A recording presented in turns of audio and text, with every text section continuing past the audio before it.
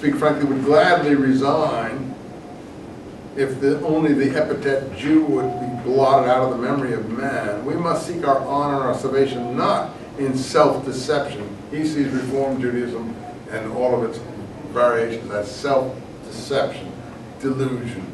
He's not even talking about Orthodox Judaism. So, let's see, I think we've heard most of this now. At the bottom of page 193.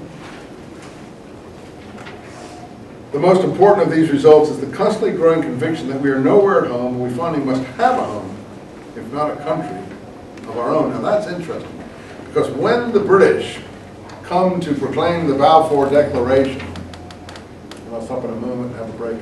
When the British come to proclaim the Balfour Declaration, they say His Majesty's government looks with favor upon the establishment of a national home in Palestine. That will be 1917, and I'll explain it to you, in the midst of World War I. When the British were launching their campaign from Egypt into Palestine and on into Syria, with Lawrence of Arabia, Allenby, you probably all saw the movie Lawrence of Arabia or heard of it. And they issued this declaration in anticipation of what they were going to do, like what America was going to do with Iraq. But they didn't say a nation or a state, they said a homeland, a national home, not sovereignty.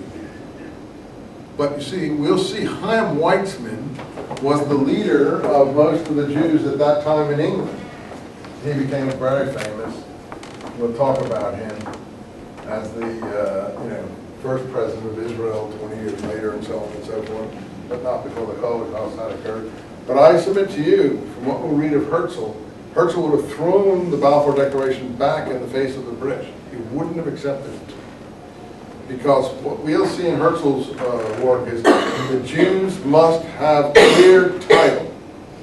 And the Balfour Declaration had a second clause which was put in there because of the objections of Jews to the Balfour Declaration in England, as I told you.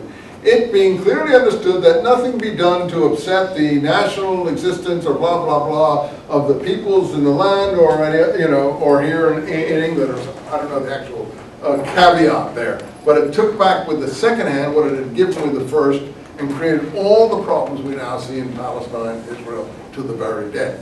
But Herzl would have not accepted this Balfour Declaration, would have rejected it. He would have asked for something more clear. And so he's already anticipating this a little bit here when he said, he's not clear, should it be a country or just a home? Okay. We'll pick up there and finish this in the first 10 minutes. Next time, then we'll do Ben Yehuda. We're doing okay. Next time we will do Herzl. And we will be able then to do Jabotinsky after that and Weizmann. And I think that will be most of what we'll do in this course. But let's have a little break for 10 minutes.